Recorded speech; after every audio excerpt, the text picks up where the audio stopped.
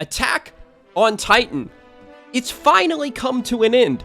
No, like, actually, for real this time. I know they've been teasing it for, like, multiple years now. Attack on Titan, The Ends, Part 1, 2, and 3, with a 2-part mini-series special. They might as well call it, like, Attack on Titan, The End. No, like, for real this time, I pinky swear it really is over. Don't get me wrong, I absolutely love Attack on Titan, and I understand why they really tried to milk everything they could out of the ending of this anime, and to be fair to them, the ending is hype as fuck. I'm gonna be completely honest though, I read the ending of the manga a long time ago. There was no way I was actually going to sit here and wait for them to, like, jerk us around for, like, over, like, multiple years to give us the ending of this show. Like, how many people are out there for real that actually waited all this time to find out the ending of Attack on Titan and didn't just, like, spoil themselves with the manga? If you did, then you people are masochists. With that being said though, there's a lot of chatter around the Attack on Titan anime ending. A lot of people don't seem to understand the ending, or people have different interpretations of the ending. The ending seems pretty clear to me though, and is almost exactly on par with the ending we got from the manga. Well, I guess I should say the second ending, because, you know, people got really mad at the first ending. In today's video, I'm going to explain to you the Attack on Titan ending, because, oh my god, I love Attack on Titan, but holy shit, can this story be absolutely convoluted at times? I mean, this is always going to happen, basically, when you invoke time travel in your story. So as we learned in the grand finale, part 2 of Attack on Titan, The End, the special, Eren basically has set this entire chain of events from the Eldian Paradise, like, war, all the way up into the Rumbling. I mean, if we want to get really deep with it, we could say that technically Eren has been setting these events in motion since the inception of the Attack Titan and the Attack Titan's powers to look into the memories of the future. He has set it all off from the very beginning with the ultimate goal to basically save his friends by making himself the bad guy villain and his friends killing him. Ultimately, that will make them heroes to the rest of the world and will potentially provide his home, the Eldian people on Paradise Island, with some level of safety in the future.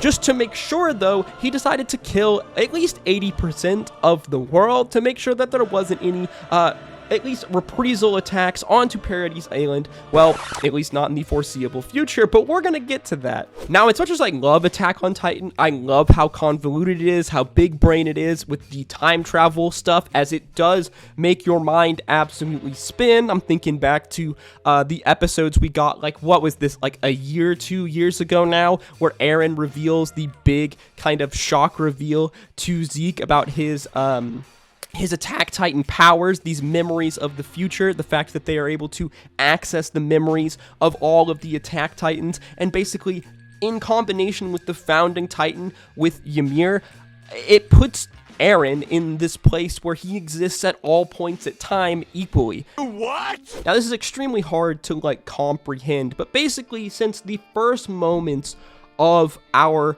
show, literally from the very beginning when Eren's mother gets killed, Eren has been manipulating events using the founding Titan's power the entire time. Again, time is not linear for Eren once he gains the founding Titan, in addition to the Attack Titan and the memories of the future. He exists all points throughout time altogether. Thus, when we think back to when Eren's dad originally took the founding Titan, it was Eren himself that spoke to his own father to convince him to do it. This is one of my favorite reveals of the entire show, but I think it actually fails in comparison to the reveal that it was Eren's decision, it was Eren's interaction that caused his own mother to be eaten by a Titan in episode 1. Yeah, if somehow you didn't catch that in the anime, to be fair, I was kind of surprised they didn't make this scene into a bigger deal, as they did change a decent amount to make, overall, to make this finale, the end of Attack on Titan, as hype as it deserved to be. Side tangent here, but I will give Mappa a lot of credit for adding extra scenes, adding more hype moments to this grand finale, and to be fair, they better have, because the fact they made us wait so goddamn long for it. But yes, you heard me right. As we learned in the finale of Attack on Titan, Eren had to save Berthold's life because he needed Berthold to attack the wall to set all of the events in motion to basically have the story of Attack on Titan. If we remember, Berthold was actually in danger of getting eaten by a pure Titan, but Eren used the founding powers of Ymir to have it eat his mother instead. This is some hardcore fucked up shit, and while it is hard to like grasp your mind around the whole time travel thing, once you kind of accept it, if you're able to, it makes for some absolutely wicked wild plot, like just reveals, and just like thinking back to like, wow, from the very beginning, Eren was crafting this whole story. If we remember back to when Eren touched Historia's hand and he got the vision of the future that would come, the actions that he would do, at this point it was already done. Things were already locked, loaded, and decided. There was no going back. This was the future that had happened, would happen, and that Eren, whether he liked it or not, was going to make happen. After Mikasa cuts Eren's head off and they destroy the strange parasite life creature that was the original founding of Ymir's powers, the Titan powers. Don't worry, guys, they don't explain that creature like basically at all in the manga either, so you're really not missing anything. After this moment, Mikasa takes Eren's head back to Paradise and buries him under the tree on the hill, one of the like core integral spots to like the whole story of Attack on Titan. From here we get a 3-year time skip and we see that the people on Paradise Island are gearing up for a war. They have hard invested into their military because they are afraid that they are going to get attacked after Eren's actions. As well, they are Jaegerists, they are Eren loyalists at the end of the day. So it almost seems like all of Eren's actions are for naught. And in a funny, strange twist of events, we see that it is Armin and our gang of friends here that are coming back to Paradise Island as ambassadors of peace from the allies of the rest of the 20% of the world, trying to broker a peace. So there's not any more war, even though Titan powers are now gone. Or are they?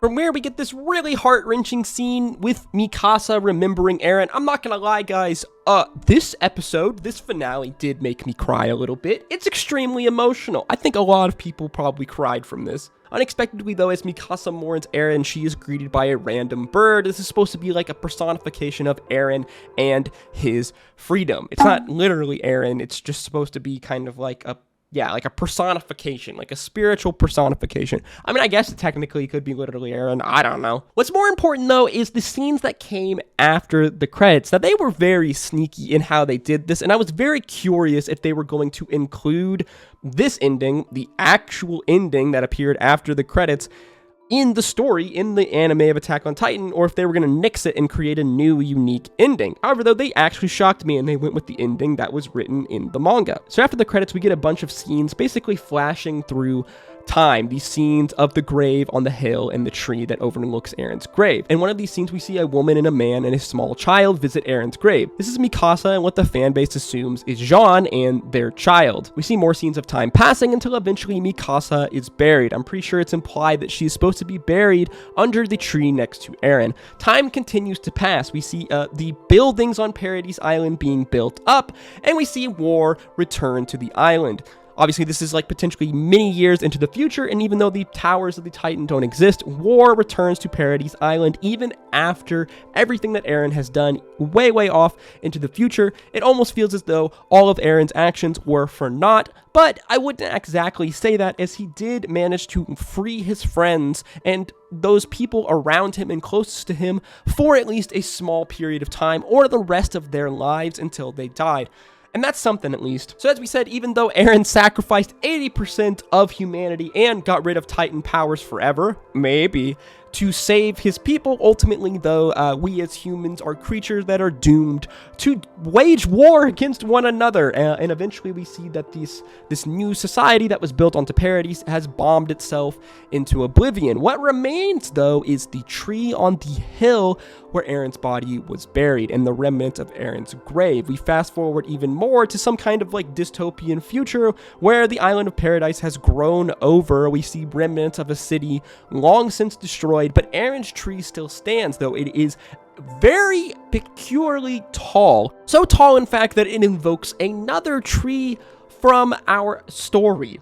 Ymirs tree. In these scenes, we see a young boy and their dog seemingly exploring this destroyed landscape until they come across Eren's tree. They walk forward. We see at the base of Eren's tree there is a small gap. As they walk into the gap, and our screen fades to black. Now, like I said, this is the ending that was taken out of the manga. This ending, to me and to much of the fan base, seems to imply that the Titan powers were in fact not gone, that Eren's body, still remaining, has a vestige of Titan powers, and that this person walking into this tree, into Eren's tree, will likely inherit the parasite and the founding Titan. I mean, the parallels between this tree and Ymir's tree are massive. If we remember the story of Ymir, we remember that she was just a slave girl who was horribly abused, and one day when she was chased into the forest, she came upon this tree. She entered the tree very much like this boy did and stumbled down into this very strange, like, deep pool of water. Within this water was the creature, this parasite, whatever it is, this ancient form of life. It took hold within Ymir, granting her the Titan powers, making her the first Titan, the founding Titan. This is basically straight up the panels from the manga, though I do have to say they were pretty sneaky by putting it here in like basically like a post-credit scene instead of actually just rolling it before. I wonder how many people didn't actually watch these scenes in the credits. You know, there were some people out there who turned this off as soon as that last scene with Mikasa hit, so they don't even know about this. A lot of people think that this is teasing a new like spin-off in the Attack on Titan world, which is very, very possible. I mean, you guys know how, like, major anime stories are, really just any media, like, story in general. If you stumble upon a cult classic, like a massive, massive fan base, like Attack on Titan, or, for example, like, I don't know, like in Pokemon, or, like, in, like, the Marvel Universe, you don't want this story to end. If anything, they will keep it going forever to continuously milk the money out of it, to milk this diehard fan base, because you know if they came out with an Attack on Titan spin-off in the future, basically a sequel in like every aspect except for actually calling it a sequel most likely, people will watch the shit out of it. How I'd watch the shit out of it. This is basically the ending of Attack on Titan, a rather kind of ambiguous, like up in the air ending, and one that a lot of people, especially when the manga was released, were pretty upset by, especially the fact that Eren did all of this. He killed 80% of the world and did all of these horrible, horrible things with a noble kind of goal in mind, and ultimately this goal, all of these things that he, like, these fucked up things that he did, was basically like all for naught. In some way it was all for naught, because ultimately war returned, because war is basically inevitable. In other ways, though, it wasn't for naught, as he did eliminate the powers of the Titans, at least seemingly, and did allow his friends, those people who had Titans, to live long, full lives. What really shocked me, though, when I first like read the manga and like learned the ending of Attack on Titan, is just the whole like time travel thing. The fact that Eren and the Attack Titan with the founding Titan basically makes time like not a thing for him. He exists simultaneously at all points throughout time, and using his founding powers, he can manipulate, you know, Eldians and their DNA and all that jazz. It really like blew my mind. At first, it made me like kind of upset because it felt like everything from the beginning was like pointless and it was all basically for naught, which does make sense because the time travel in Attack on Titan is like a fixed point time travel. This future, this outcome that happened with Eren was always going to happen. It was never not going to happen. It was the only future that was possible for Eren to enact from the very beginning. It's definitely like one of the biggest like oh shit, like mind-blowing, like 5 head moments probably like in all of anime. It's up there for sure, but I definitely understand why people like are upset by the ending of Attack on Titan. Personally, I kind of like the ending. Honestly, I don't think it would have worked if at the end of the day like it was kind of just like all roses, and even though there was all of this like horrible things that happened and Eren did, if like it was just like a happy ending at the end of the day, like this story in many aspects is like a portrayal of like our human like reality and existence and how we war one another.